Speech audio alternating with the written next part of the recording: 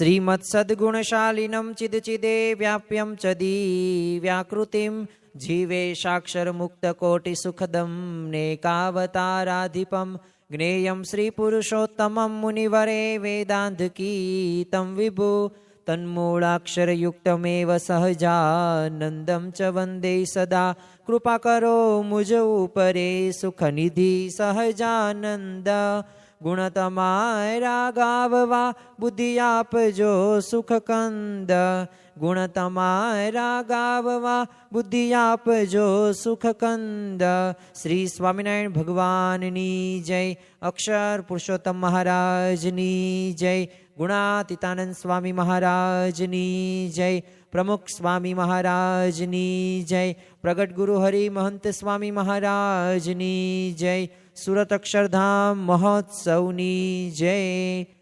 આજે આપણે એક એવા ભક્તરાજની વાત કરવી છે કે જેમના જીવનની અંદર એક ભગવાનના સ્વરૂપને પોતે યથાર્થ રીતે એ સમજ્યા હતા ને તેવી નિર્દોષ બુદ્ધિની સમજણ એમને વણાયેલી હતી. આમ તો કોઈ પણ વ્યક્તિને સુખી થવું હોય કે દુઃખી થવું હોય તો એ સમજણને આધારે સુખી પણ રહી શકે છે અને દુઃખી પણ રહી શકે છે. પરંતુ આ ભક્તના જીવનની અંદર એ જે શ્રીજી મહારાજ પ્રત્યેના જે સ્વરૂપની જે સમજણ હોય ને એ બહુ વખાણવા લાયક યોગ્ય હતી. અને જો શ્રીજી મહારાજ કે આપણે સત્પુરુષને પણ એ આપણે એમના યથાર્થ સ્વરૂપને યથાર્થ મહિમાને એ આપણે સમજવાનો છે. અને આ યથાર્થ મહિમાને સમજાય ક્યારે કે આપણે એમને જ્યારે નિર્દોષ જાણીએ. જો શ્રીજી મહારાજે આ જ વાત વચનામૃતની અંદર અને ઘણી બધી વખત ભક્તોને કરેલી છે કે મને તમે નિર્દોષ જાણજો, હું મારી દરેક ક્રિયા એક ક્રિયા નથી પણ લીલા છે, એ મારા ચરિત્રો છે અને એમાં જો દિવ્ય ભાવ હશે ને તો હું ખરેખર પ્રસન્ન થઈશ. જો એમાં મનુષ્ય ભાવ આવી ગયો તો યાદ રાખજો કે આપણે ખરેખર આ રીતે ભગવાનને ઓળખી શક્યા નથી. અને જો ભગવાન આ ધરા ઉપર આવે અને મનુષ્યનો દેહ ધારણ પેલા કરે છે તો જે મનુષ્યમાં જે ભાવો હોય ને એમાં ભગવાનને હોતા નથી, એ તો માયાથી પર હોય છે, પણ એ મનુષ્ય ચરિત્રો કરે છે. તો આ મનુષ્ય ચરિત્રોમાં આપણે દિવ્ય ભાવ રાખવાનો છે. તો એ નિર્દોષ બુદ્ધિની સમજણ આ ભક્તના જીવનમાં જોવા મળતી. સાથે સાથે ભગવાને એમના જ ઘરે ત્યાં એ પોતે અન્નકૂટોત્સવનો ઉત્સવ હતો ત્યારે તો 2 સ્વરૂપના દર્શન પણ કરાવ્યા હતા. તો એનો પણ આપણે પ્રસંગ જોવાના છીએ. અને ભગવાને આ ભક્તની રક્ષા પણ કરી હતી. હું એ ભક્તનું નામ એટલે કે ભુજના શિવરામ મહેતા. તો આજે આપણે એમના જીવન પ્રસંગો દ્વારા એવી સ્પષ્ટ સમજણ, એવી સ્પષ્ટ વાતો અને એ જે કઈ સમજણથી પોતે સુખી રહી શક્યા અને કેવો એમના જીવનમાં નિર્દોષ બુદ્ધિ હતો, મહારાજ પ્રત્યે નિર્દોષ ભાવ હતો, દિવ્ય ભાવ હતો, એની આજે આપણે વાતો સાંભળવાના છીએ. અને આપણા જીવનમાં પણ આ પ્રસંગો થકી આપણને કંઈક પ્રેરણા પ્રાપ્ત થાય એ હેતુ સાથે આપણે આ પ્રવચન માળાની શરૂઆત કરીએ. તો આમ તો શ્રીજી મહારાજ એ રામાનંદ સ્વામીના જે દેહોત્સર્ગ પછી એ ઘણી બધી વખત કચ્છ અને ભુજની અંદર પધારતા. અને રામાનંદ સ્વામીએ પણ આ કચ્છ અને ભુજની અંદર ઘણો બધો સત્સંગનો પ્રચાર પ્રસાર કરેલો અને ઉદ્ધવ સંપ્રદાયની સ્થાપના એમને રામાનંદ સ્વામીએ કરેલી. પરંતુ પછી તો નીલકંઠ વર્ણી જ્યારે વન વિચરણ એમનું પૂરું થયું અને પછી લોજની અંદર આવે છે ને રામાનંદ સ્વામી તો ત્યારે કચ્છમાં વિચરણ કરવા નીકળેલા. એટલે ત્યાં મુક્તાનંદ સ્વામી હતા. તો એમને 5 અનાદિ તત્વના એ પ્રશ્નનો જે જવાબ હતો ને એ આપ્યો અને એમને સંતોષ પ્રાપ્ત થયો અને પછી મહારાજ ત્યાં સ્થાયી થયા છે. હવે રામાનંદ સ્વામીનો તો દેહોત્સર્ગ થઈ ગયો એટલે ભુજમાં અને કચ્છમાં એ ઘણા બધા એ રામાનંદ સ્વામીના ભક્તો હતા અને બધાએ પાછા શ્રીજી મહારાજ પ્રત્યે મન કર્મ વચને જોડાયેલા. કારણ કે રામાનંદ સ્વામીએ કહેલું કે હું તો ડુગડુગી વગાડનારો છું, ખરો ખેલના ભજવનારા તો એ હવે આવશે અને એ શ્રીજી મહારાજ હતા. તો એમને એવી એક ભવિષ્યવાણી પણ ઉચ્ચારેલી હતી અને બધા ભક્તોને પણ કહી રાખેલું કે તમારે મન કર્મ વચને જોડાવાનું છે. તો એમાં એક જ તે હતા એવા એક ભુજના શિવરામ મહેતા, પોતે કાયસ્થ જ્ઞાતિના હતા. હવે એમને અને એમના જે બહેન હતા લાધીબાઈ, એમને પણ આ શ્રીજી મહારાજ પ્રત્યે અનન્ય નિષ્ઠા હતી. જો શ્રીજી મહારાજે વચનામૃતની અંદર કહ્યું છે કે ખરા ભક્તના જે 3 લક્ષણો, નિયમ, નિશ્ચય અને પક્ષ, નિષ્ઠા, એ પતિવ્રતાની ટેક રહીને એ અગત્યની છે. જો આજે અત્યારે સ્વામિનારાયણ સંપ્રદાય આટલો આગળ વધી રહ્યો છે ધુસકે ને ફૂસકે, તો એનું એક કારણ શું છે? એ ભક્તોના જીવનમાં એ સમર્પણની ભાવના છે. એ નિષ્ઠા એટલી પાકી છે, નિયમ ધર્મ યુક્ત એમનું જીવન છે. જો બધાયમાં છે જ તે, આપણે કોઈ ના નથી પાડતા, નિંદા નથી કરતા, પરંતુ આનું એક કારણ આ પણ છે. અને એવા નિષ્ઠાવાન સત્સંગી અત્યારે જોવા મળે પણ છે. પણ જો ભગવાન આવા ભક્તોની પાછી પરીક્ષા પણ કરે અને પરીક્ષામાં રક્ષા પણ કરે. જેમ ગુણાતીતાનંદ સ્વામીએ પણ પોતાની વાતોની અંદર કહ્યું છે કે જેમ આંખની રક્ષા પાપણ કરે, જેમ છોકરાની રક્ષા માવતર કરે, જેમ પ્રજાની રક્ષા રાજા કરે, તો એવી જ રીતે ભગવાન પોતાના ભક્તની રક્ષા કરે છે. આપણને ભલે અમુક વાર દેખાય કે ન દેખાય, પણ ખરેખર તો ભગવાન આપણી રક્ષા કરે જ છે. ઘણી બધી વખત આપણને એવું લાગે કે દુઃખના સમયની અંદર ભગવાન કેમ સાથ નથી આપતા, પણ જો આપણને ધીરજ આપી અને જે સારા વિચારો આપ્યા ને, એ ભગવાન આપણી પાસે છે ને એની જ પ્રતીતિ છે. એક છે ને શેઠ હતા. હવે આ શેઠ પોતે બહુ એમનું સંપત્તિ ઘણી બધી, વેપાર પણ સારો એવો ચાલે, અને પાછું ભગવાનનું ભજન નિત્ય કરવાનું, આરતી અષ્ટક પૂજા બધું કરે. પણ એમને પ્રશ્ન શું થાય કે મારે ભગવાનના દર્શન કરવા છે, ભગવાન મારી પાસે છે કે નથી? તો એ પ્રશ્ન એને કાયમ સતાવતો હતો. ભગવાનની ભક્તિ તો આટલી થતી જ હતી, પણ મનમાં આ મનોકામના એક પૂરી કરવાની ઈચ્છા એમની રહેતી.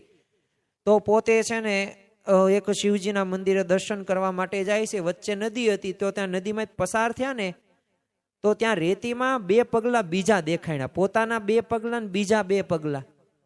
એટલે શેઠને થયું કે નક્કી આ ભગવાનના જ તે પગલા લાગે છે, પણ ભગવાન કઈ દેખાણા નહીં.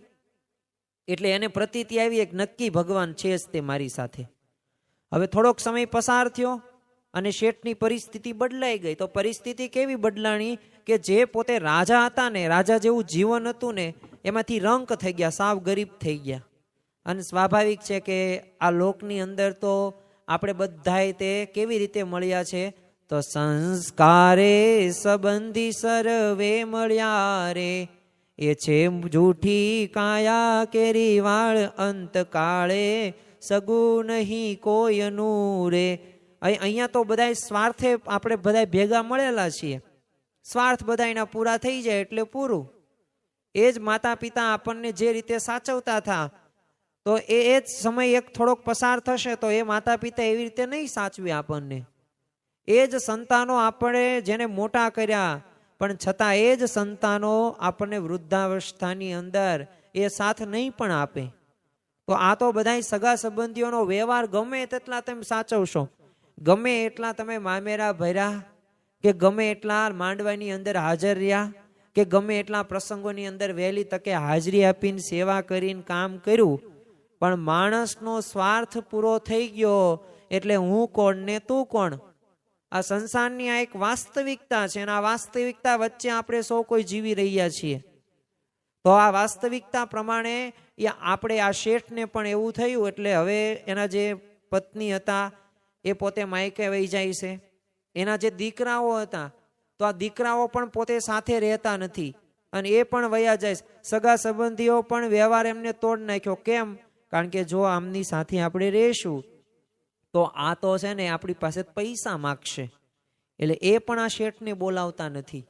સમય પસાર થયો, શેઠે તોય ભજન ભક્તિ શરૂ જ રાખી, પણ પોતે એ શિવજીના મંદિરે દર્શન કરવા માટે જાય છે. ફરી વખત એ નદી પાસે રેતી, પણ રેતીમાં આ વખતે એના પોતાના 2 પગલા જ દેખાણા, ઓલા 2 પગલા દેખાણા નહીં. એટલે શેઠ પોતે હતાશ થઈ જાય, નિરાશ થઈ જાય છે કે ખરેખર તો મને જે ભગવાન મળ્યા છે, હમણે મને જે સુખની અંદર તો ભગવાન મળ્યા, મને લાગ્યું એવું, પણ આ દુઃખમાં ભગવાન ક્યાં વહી ગયા? પણ તોય એમને શ્રદ્ધા રાખી અને ભજન ભક્તિ શરૂ જ રાખી. જો ઘણી બધી વખત આપણા કામ નથી થતા ને, ત્યારે આપણે ભગવાનને ભૂલી જઈએ છીએ. આપણને ભગવાન ચમત્કારો દેખાડે ને તો આપણને ભગવાન ગમે છે. ચમત્કારો નથી દેખાડતા ને આપણા કામ નથી થતા ને અપેક્ષા પૂરી નથી થતી ને ત્યાં નથી ગમતું. પરંતુ અહીંયા તો એ 2 પગલાં દેખાણા નહીં છતાં પણ અડગ શ્રદ્ધા સાથે પોતે ભજન ભક્તિ કરે છે. પાછો થોડોક સમય પસાર થયો, પાછા જે રંક હતા એમાં રાજા થઈ ગયા. અને આ વખતે તો ઘણું બધું ધન એમને પ્રાપ્ત થયું. તે ઓલા જે માયકે વહી ગયા તેમના ધર્મપત્ની એ પાછા આવ્યા, એમના દીકરાઓ હતા એ પાછા આવ્યા. પછી જે સગા સંબંધીઓ હતા ને એ પાછા એમને મળ્યા ને એમનો જે વ્યવહાર હતો ને હરખો થઈ ગયો. જે તોડ્યો તો એ જ વ્યવહાર સારો થઈ ગયો. ફરી વખત પોતે શિવજીનું મંદિર દર્શન કરવા માટે ગયા. હવે આ વખતે છે ને પાછા 2 પગલાં દેખાણ્યા, 2 પગલાં પોતાના ને 2 પગલાં એના. પણ હવે એના મનમાં કેવો પ્રશ્ન થયો કે આ સુખમાં ભગવાન મારી સાથે રહેશે અને દુઃખમાં ભગવાન ક્યાં વહી જાય છે ને કંઈ ખબર નથી પડતી.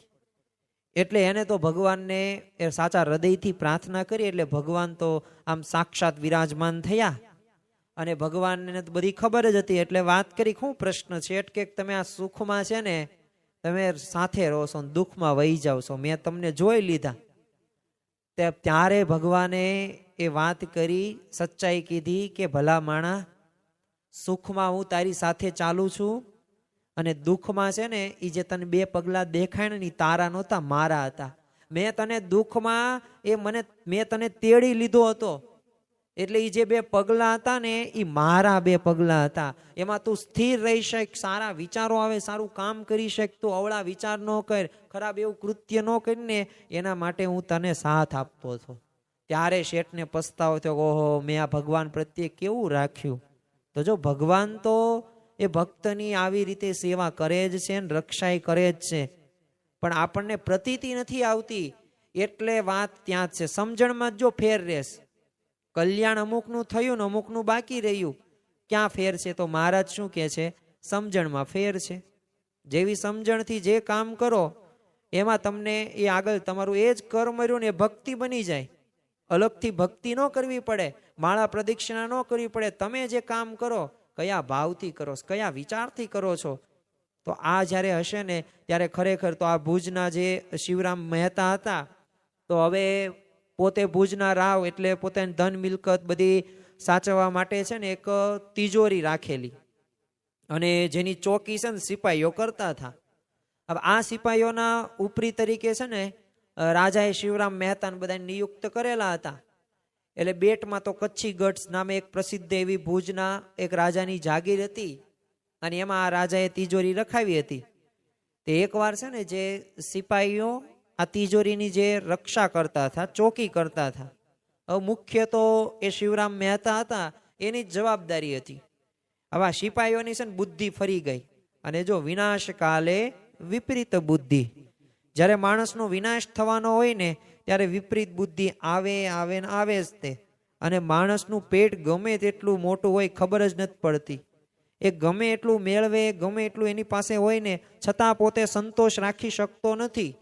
તો આ સિપાહીઓની બુદ્ધિ ફરી તો બધાય ભેગા મળીને નક્કી કર્યું અને એવું આયોજન કર્યું કે આપણે છે ને આ રાત્રે છે ને શિવરામ મહેતાને મારી નાખવાસ અને આ તિજોરીને ફાડીને છે ને એમાં જેટલું દ્રવ્ય હોય ને આ દ્રવ્ય બધું લઈને આપણે વહી જવું છે. અને ભગવાનની ભક્તિમાં તો શિવરામ મહેતા તો પોતે મગ્ન હતા. એટલે આ કાવતરાની એમને કઈ ગંધ આવી નહીં અને એમને કઈ ખ્યાલ ન આવ્યો કે આ બધા સિપાહીઓ આવું કરવાનું છે. પણ જો ભક્તની રક્ષામાં ભગવાન હંમેશા બેઠા જ હોય છે. જેમ પાપણ એ આંખની રક્ષા કરે ને એવી જ રીતે એ ભક્તની રક્ષા ભગવાન કરે છે. આપણને એ દેખાતું નથી પણ વાત તો સાચી જ છે. અને શ્રીજી મહારાજ તો બધું જાણતા હતા. તો એ જ રાત્રે શિવરામ મહેતાની રક્ષા કરવા શ્રીજી મહારાજ ત્યાં આવી પહોંચ્યા અને પાછો દિવ્ય દેહે કરીને એ નિર્ભયપણે તો આ તો સૂતેલા શિવરામ મહેતા. એટલે એમને મહારાજે જગાડ્યા કે શિવરામ અહીંયા નિર્ભય થઈને તું કેમ સૂતો છું? હવે આ શિવરામ મહેતા તો એને અચાનક આ શ્રીજી મહારાજને જોયા, હાફળો ફાફળો ઊભો થઈ ગયો અને દંડવત પ્રણામ પ્રથમ તો કર્યા અને કીધું કે પ્રભુ તમે આટલી મોડી રાત્રે કેમ અહીંયા આવ્યા? એનું કારણ શું? ત્યારે શ્રીજી મહારાજે કીધું કે અત્યારે તો તમારા રક્ષણને માટે અમે આવ્યા છીએ, માટે તમે અમારી સાથે ચાલો. જો શ્રીજી મહારાજ આ એક ભક્ત નહીં, ઘણા બધા ભક્તોની આવી રક્ષા કરે છે. અને આ પ્રતીતિ આપણને આવી પડે. તમે જુઓ કે હોથિયો પડગર હતો તો તે પોતે એને સ્વામિનારાયણ સ્વામિનારાયણ નામના હેવા પડી ગયા. મહારાજ એક વખત પોતે આવ્યા અને વાત કરી કે કેમ તમે અહીંયા આવ્યા, કે મને તો તમે સ્વામિનારાયણ સ્વામિનારાયણ બોલતા મંત્ર, એટલે હું આવ્યો છું. ત્યાં એને કે મને તો આના હેવા પડી ગયા છે બોલવાના. તે મહારાજ કે મને તે બસ એ ભક્તના હેવા એમને પડી ગયા તો મને તે રક્ષા કરવાના હેવા પડી ગયા. મને કોઈક સાથ કરે ને તો હું એની પાસે જાવ જ તે. તો જો ભગવાન, આપણે ભગવાનને જ્યારે યાદ કરીએ ને, ભગવાન આપણને પણ યાદ કરે છે.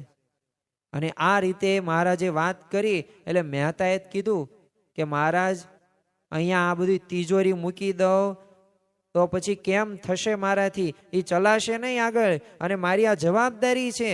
એ રાજાએ આ શિવરામ મહેતાને જવાબદારી સોંપેલી હતી અને મુખ્ય એને રાખ્યો હતો. એટલે શ્રીજી મહારાજે કીધું કે જો આ તમારું રક્ષણ કરનારા આ બધા સિપાહીઓ છે ને, એ તમને મારીને તિજોરી લૂંટી જશે, એટલે તમે મારી સાથે ચાલો. અને જ્યાં આવું વાક્ય સાંભળ્યું ને મહારાજનું, એટલે શિવરામ ભક્તે તો પોતાના વસ્ત્રો અને જોડા બધા પહેરીને બસ શ્રીજી મહારાજ પાછળ પાછળ ચાલતા થઈ ગયા અને સમુદ્રના જળ ઉપર આમ ચપચપ ચાલવા લાગ્યા. જોતામાં જ ખાડી ઉલ્લંઘી ગયા. વિચાર તો કરો એ મહારાજે કેવું ઐશ્વર્ય વાપર્યું હશે.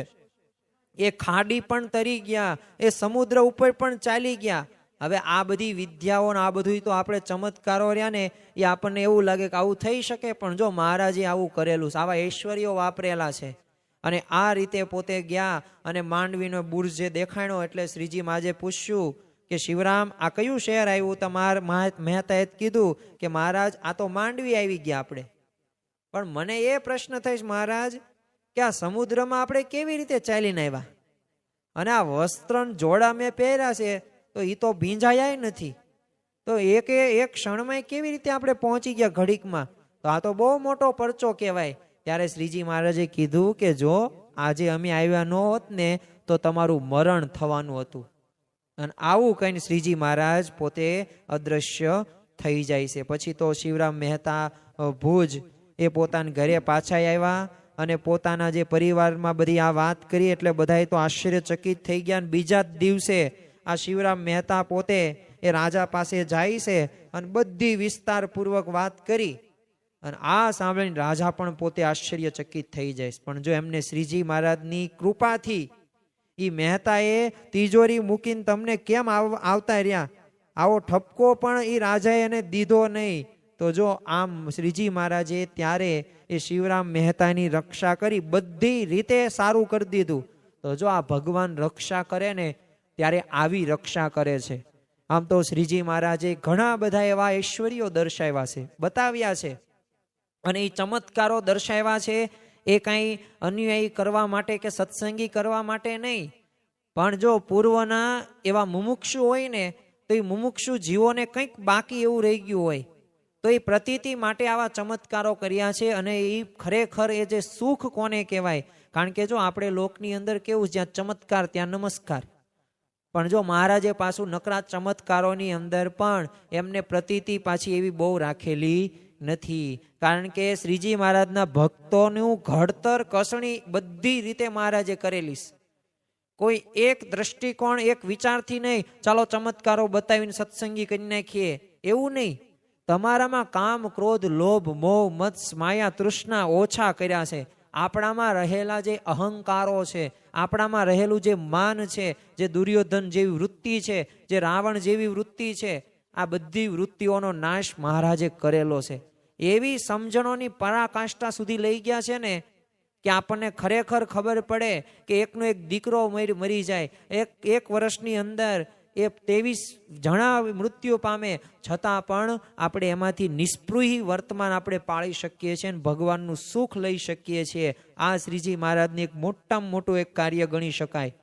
અને શ્રીજી મહારાજે એક બીજા પણ ચમત્કાર એક આ શિવરામ મહેતાને એમના ઘરે દેખાડ્યો હતો. આમ તો શ્રીજી મહારાજ સંવંત 1864 આસો વધમાં છે ને ભુજમાં હીરજીભાઈ ત્યાં પધાર્યા હતા.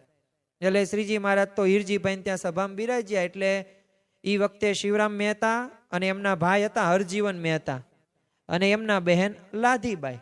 હવે એમણે શું સંકલ્પ થયો કે અહીંયા છે ને મહારાજ અન્નકૂટનો ઉત્સવ કરે ને તો આનંદ આવે. હવે આવો મનમાં એમને સંકલ્પ કરેલો.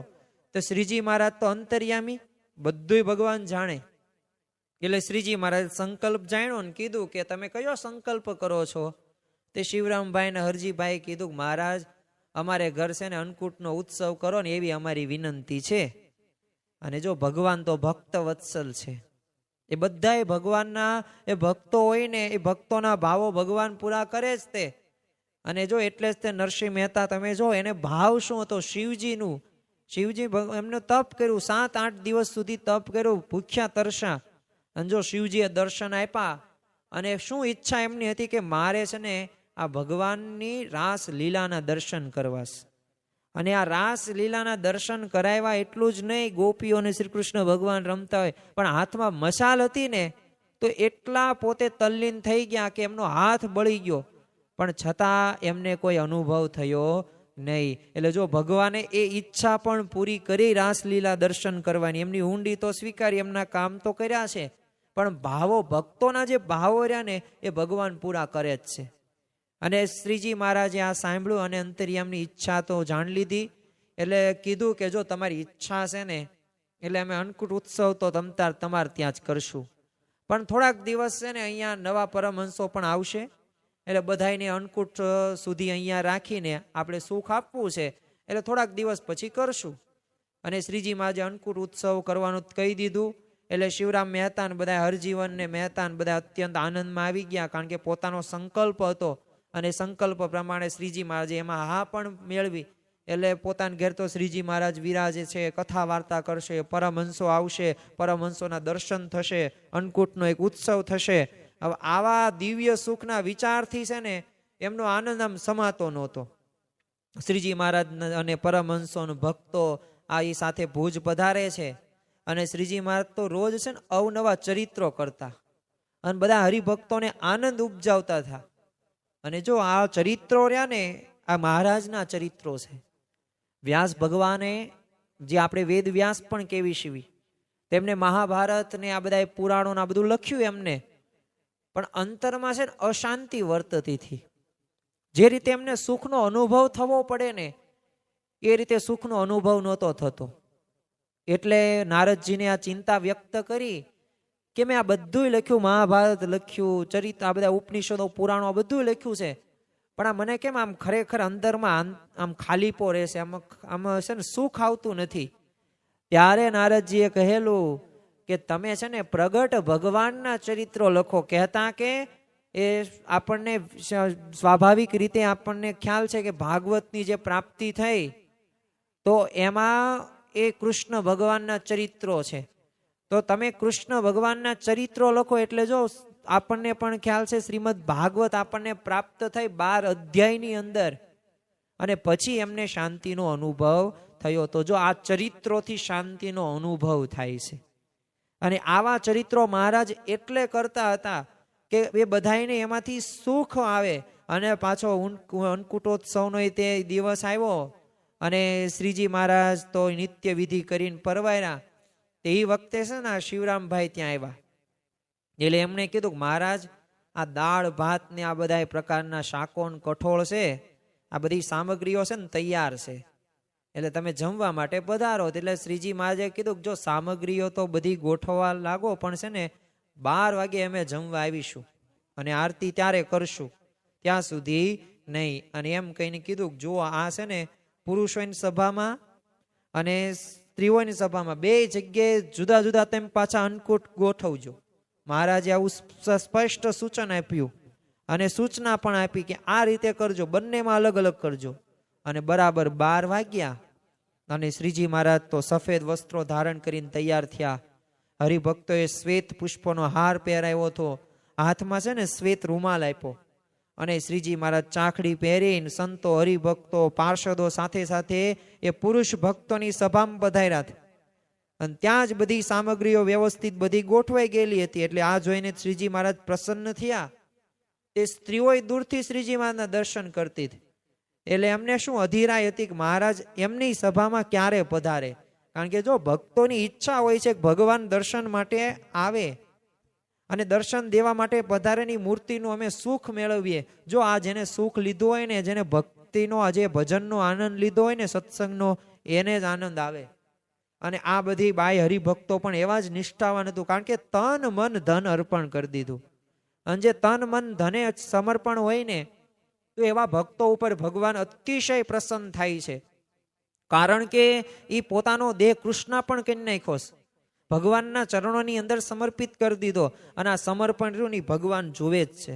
એ આપણને જો શાસ્ત્રોમાં ઘણા બધા એવા દ્રષ્ટાંતો પ્રાપ્ત થશે. પ્રહલાદે પોતાનો દેહ એ કૃષ્ણાર્પણ કરી દીધો, ધ્રુવે કૃષ્ણાર્પણ કરી દીધો. તો આ બધા કૃષ્ણાર્પણ કરી દીધો ને ત્યારે ભગવાને એમની રક્ષા કરી છે અને ભગવાન એ અતિશય પ્રસન્ન થયા છે. તો એટલામાં તો મહિલા સભાની અંદર તે હવે જો આ શિવરામ મહેતાને તો સૂચના આપી જ દીધેલી હતી કે અન્નકૂટ બંને અલગ અલગ ગોઠવજો, બંનેની સભા પુરુષ અને સ્ત્રીઓની સભા અલગ અલગ રાખજો. પણ જો મહારાજને તો આજે છે ને આમ મન મૂકીને વરસવું થયું, મન મૂકીને દર્શન કરાવવા થા. એટલે તો મહિલા સભામાં શ્રીજીમાં જે દર્શન થયા, એટલે બધાને આશ્ચર્ય થયું કે આ પુરુષોની સભામાં જોયું ને તો ત્યાંય શ્રીજી મહારાજ બધી સામગ્રી નિરીક્ષણ કરતા. તો અહીંયા મહિલા સભાની અંદર જોવે તો ત્યાંય તે પોતે એમની સખાઓ સાથે પધારેલા અને ત્યાંય તે બધી તે એ વાનગીઓનું નિરીક્ષણ કરતા હતા. પણ જો આ કોઈ સપનું નહોતું, આ બધાય ભક્તો માટે એક ચમત્કાર હતો. એ બંને પુરુષ કે મહિલા ભક્તોને શ્રીજી મહારાજ બે સ્વરૂપે ત્યારે એમને દર્શન થયા. એ સંતો હરિભક્તો સાથે પુરુષો અને સ્ત્રીઓની સભામાં પધાર્યા અને એ પ્રમાણે શ્રીજી મહારાજે દર્શન આપ્યા. હવે અન્નકૂટનો તો આ દિવ્ય પ્રસંગ હતો. હવે આ દિવ્ય પ્રસંગે તે શ્રીજી મહારાજે પણ જે મનુષ્ય ભાવ હતો ને એનો ત્યાગ કરી દીધો અને જે દિવ્ય ભાવ હતો ને એના દર્શન કર્યા હતા. જો આપણને પણ ખ્યાલ છે, પંચાળામાં શ્રીજી મહારાજ એ જ્યારે રસ્યો રાસ રમે અને ત્યારે હિંડોળાની અંદર તે નિષ્કાન સ્વામીએ એ હિંડોળો બનાવ્યો હતો. 12 દ્વાર હતા અલગ અલગ. તો 12 જગ્યાએ શ્રીજી મહારાજે દર્શન આપ્યા, 12 સ્વરૂપ એમના થયા. પછી આપણને રાઠોડ ધાધલના દરબારની અંદર જો ઘણા બધા એવા દિવ્ય સ્વરૂપે, બે નહીં ઘણા બધા સ્વરૂપે એ શ્રીજી મહારાજે દર્શન આપ્યા હતા. એવા પ્રસંગો આપણને પ્રાપ્ત થતા જોવા મળે છે. તો અહીંયા તો દિવ્ય ભાવના દર્શન બધાને કરાવ્યા, જે મનોરથો હતા એ પૂરા કર્યા અને એવી દિવ્ય સુખની લહાણ કરી દીધી ને બધાય તો આમ ધન્ય અનુભવે. કારણ કે અક્ષરાતીત પરબ્રહ્મ પુરુષોત્તમ નારાયણ અને એ દર્શન એ મહા મોટા એ ઋષિ મુનિઓ હોય, દેવતા એને ધ્યાનમાં પણ નથી આવતા. એ મનુષ્ય રૂપે જો પ્રગટ મળ્યા એમને અને એમની સાથે નિકટતા હોય, એમની સાથે ગોષ્ઠી હોય, એમની સાથે મૂર્તિનું સુખ હોય. એ જે પ્રસાદી શ્રીજી મહારાજ આપે, આજે તો એમને એમ દુર્લભ ભાગ્ય થઈ ગયા કે ઓહો કેવા આપણને અત્યારે લાભ મળ્યો. આમ આનંદમાં ઉભરા હોય ને એ અંતરમાં આમ સમાતા નહોતા. એટલે હરિભક્તોએ અને પછી બહેનોએ છે ને શ્રીજી મહારાજની એક સ્તુતિ કરી. જો ભગવાન આવી રીતે પ્રસન્ન થાય ને ત્યારે ભગવાન આગળ આપણે શું સ્તુતિ કરવી જોઈએ એ અહીંયા આપણને દેખાય છે. આ બધા ભક્તોએ કહે છે કે મહારાજ આજે આપને જો આ દિવ્ય સ્વરૂપની, આ પુરુષોત્તમ સ્વરૂપની છે ને અમને થોડીક વિશેષ દ્રઢતા કરાવી. અને આવી સ્તુતિ કરીને શ્રીજી મહારાજે સ્મિત સાથે કીધું કે આ ભગવાનનું સ્વરૂપ તો દિવ્ય જ છે, એમાં મનુષ્ય ભાવ છે જ નહીં. દ્રષ્ટિ દિવ્ય થાય એટલે દિવ્યતા જ દેખાય અને દ્રષ્ટિ માયિક હોય ત્યાં સુધી મનુષ્ય ભાવ ટળે નહીં. માટે નિષ્ઠા દ્રઢ રાખજો ને પંચ વિષયની આસક્તિ છોડજો અને આ જગતમાં મટીને પરમાત્મા થવાના સાધનો છે ને કરજો. આટલું કરશો ને તો કૃપા થશે ને દિવ્ય દ્રષ્ટિ તમને મળી જશે. જો આપણે તે ભગવાનનું વિશ્વ રૂપ જોવું છે, જેમ અર્જુનને દિવ્ય દ્રષ્ટિ આપી પછી જોઈ શક્યા, એમ જો આ ભગવાનના ચરિત્રોને આજે સુખ રહ્યું ને આપણી સામાન્ય ચક્ષુથી આપણે જોઈ ન શકીએ. પણ જો ભગવાન કૃપા કરે ને તો થઈ શકે, પણ એના માટે પાછો પુરુષ પ્રયત્ન પણ જરૂરી છે. મહારાજે એ જ સમજાવ્યું કે આ મનુષ્ય ભાવ છે જ નહીં, દિવ્ય જ છે. પણ તમે આ પંચ વિષયોમાંથી થોડીક આસક્તિ છોડો, નિષ્ઠા દ્રઢ કરો અને સાધનો કરો પરમાત્મા પામવાના, તો તમને આ બધો લાભ મળશે અને તો કૃપા થશે ને થશે જ તે. અને એટલું કહીને શ્રીજી મહારાજ ઉઠ્યા અને બંને સભામાં શ્રીજી મહારાજે જે બે સ્વરૂપે બિરાજ્યા હતા ને એટલે શ્રીજી મહારાજ તો થાળમાં બધી વાનગીઓ એમને પીરસે છે બધા ભક્તો અને ભાવથી બધા દર્શન કરે છે. અને શ્રીજી મહારાજે અતિ ચતુરાઈ પૂર્વક છે ને જમવાની શરૂઆત કરી. અને એટલામાં તે એક આશ્ચર્ય સાથે એ સિંહાસનમાં પધરાવેલ જે ઠાકોરજી મૂર્તિ હતી ને એ શ્રીજી મહારાજના સ્વરૂપમાં પ્રવેશી. અને એ બધાએ આ દ્રશ્ય જોયું. અને ખરેખર આપણને ખ્યાલ આવે કે આ ભાવ, આ દિવ્ય દર્શન એ બધાને એવો લાભ પ્રાપ્ત થયો. કારણ કે સભામાં એક જ સ્વરૂપ, એક જ દર્શન એ પછી થયા. તો જો એક પુરુષોત્તમ સ્વરૂપનો જો નિશ્ચય અતિ દ્રઢ હોય ને તો થોડી વાર તે જ અદ્રશ્ય થઈ ગયું. અને પછી શ્રીજી મહારાજ સ્વસ્થ રીતે જમતા હતા બંને સભાની અંદર. અને બંને સભામાં આરતી કરી, જય જયકારે થઈ ગયો. કારણ કે શ્રીજી મહારાજે બે સ્વરૂપોના દર્શન કરાવ્યા અને ઘણી બધી નિષ્ઠાની એવી બધી વાતો પણ કરી. અને ત્યારે આ શિવરામભાઈ ભુજના અને આ હરજીવનભાઈ એમના ભાઈ અને એમના બહેન લાધીબાઈ આ જ્યારે સ્મૃતિ જોઈને એટલે પોતે કૃતાર્થ થઈ જાય છે. અને અંતરમાં એ આનંદ એમનો સમાતો નથી. એકવાર છે ને શ્રીજી મહારાજ કચ્છમાં વિચરણ કરવા નીકળેલા. તો સાથે છે ને શિવરામભાઈ બધા વગેરે ભુજના બધા ઘણા બધા હરિભક્તો એમની સાથે હતા. એટલે વિચરણ કરતા કરતા શ્રીજી મહારાજને આ બધા ભક્તો માંડવી પધાર્યા. તે ત્યાં કંઈક કથા પ્રસંગમાં છે ને સન્મુખ બેઠેલા હરિભક્તોને છે ને શ્રીજી મહારાજે એક પ્રશ્ન પૂછ્યો કે અમને તમે ભગવાન જાણો છો તો અમારે માટે તમારાથી શું શું થાય તે બધું કહો. હવે આવો પ્રશ્ન શ્રીજી મહારાજે પૂછ્યો. બધા ભક્તો બેઠેલા ને એમાં શિવરામ મહેતા પણ બેઠેલા. એટલે કેટલાકે શું કીધું કે જો મહારાજ તમે જો આ પ્રશ્ન પૂછતા હોય ને તો અમે તમને કહી દે, જો તમે કહેતા હોય ને અત્યારે તો અમે સંસારનો ત્યાગ કરીને ચાલી નીકળીએ. તો ઘણા બધાએ શું કીધું કે તમે જો કહેતા હોય ને તો અમારું માથું ઉતારીને તમને આપી દઈએ. તો ઘણા બધા કે જો તમે કહેતા હોય ને તો અમારા ઘર બાર બધુંય લૂંટાવી નાખીએ. પણ શિવરામ મહેતાએ હાથ જોડીને શ્રીજી મહારાજને કીધું કે જો આ બધા ભક્તો બોલ્યા ને તો એમાં તો મને કાંઈ અધિક જણાતું નથી. એ તો ઘરમાં ટંટો થાય ને સર્વને મેલીને ચાલી નિસરાય જ છે ને. અને ભૂજથી 5 કોરી એ વળાવી લીધા હોય તો પણ માથું એ દે જ છે ને કેટલાય તે. તો આવી રીતે વખાણ સારું જો આ બધું લૂંટાવી નાખી છે. પણ મહારાજ હવે જો હું કહેશે શ્રીજી મહારાજને કે હું તો તમે જેવા અક્ષરધામમાં નિર્ગુણ અને દિવ્ય મૂર્તિ વિરાજમાન છો ને એવા જ એ મને તેવા તમે મનુષ્ય કૃતિમાં તમને જાણું છું. પછી ભલે તમે સૂજે તેવી ઉતરતી ક્રિયા પણ કરો, મનુષ્ય ચરિત્ર પણ કરો, પણ હું તમારી પાસે બેઠો હોય ને તો લેશ માત્ર પણ મને સંશય થાય નહીં. મેં તમારા સ્વરૂપનો જે એવો મહાત્મ્ય જ્ઞાન સહિત નિશ્ચય કર્યો છે ને એ ક્યારેય પણ ડગશે નહીં. તમે ગમે તેવું ચરિત્ર ન કરો. અને જ્યારે આ વચનો જ્યારે શ્રીજી મહારાજે સાંભળ્યા ને ત્યારે શ્રીજી મહારાજે આ શિવરામ મહેતા અને બધા ભક્તો અને સંતોને વાત કરી કે વાહ, શિવરામ મહેતાની સમજણ તો ભારે કહેવાય, આવી સમજણ બીજાની નહીં. તો જો શ્રીજી મહારાજ એ પોતાના સ્વરૂપમાં આવી નિર્દોષ બુદ્ધિની સમજણ જોઈને એટલે એમના ઉપર બહુ અત્યંત રાજી થયા હતા. તો જો આવા હતા એ ભુજના શિવરામ મહેતા, તો આપણા જીવનની અંદર પણ આપણા જીવનમાં પ્રશ્નો હશે. આપણે ભજન માર્ગ સત્સંગની અંદર પણ આગળ વધતા હશું અને ઘણી બધી વખત એવી વિપરીત પરિસ્થિતિઓ પણ આવશે. પણ આ બધી પરિસ્થિતિઓમાંથી બહાર નીકળવા માટેનો એક જ રસ્તો છે, એ મહાત્મ્ય જ્ઞાન યુક્ત નિશ્ચય. એ ભગવાનને આપણે એ નિર્ગુણ સમજવાના છે, દિવ્ય અને દિવ્ય ભાવ રાખવાનો છે. જો મનુષ્ય ભાવ આવી ગયો ને તો યાદ રાખજો કે આપણે હજી કંઈક તો એ પામવાનું બાકી રહી ગયું છે, સમજવાનું કંઈક બાકી રહી ગયું છે. તો આજના દિવસે આપણે મહારાજ સ્વામીના ચરણોમાં પ્રાર્થના કરીએ કે જેમ આ ભુજના શિવરામ મહેતાના જીવન પ્રસંગો ઉપરથી આપણને એ શ્રીજી મહારાજના સ્વરૂપમાં જે નિર્દોષ બુદ્ધિની જે સમજણ એમ શ્રીજી મહારાજે વખાણી, જે ભગવાનના 2 સ્વરૂપના દર્શન આવ્યા, અમને ભગવાનની પ્રાપ્તિ થઈ છે અને તમે અમારી રક્ષા કરો જ છો, ભલે દેખાતા નથી પણ અંદર તો છો જ તે. અને અમારું સારું બધુંય થાય છે, એ બધું કે ખરાબ થાય છે, સારું કે નરસું, એમાં તમે જ કરતા હરતા તમે છો.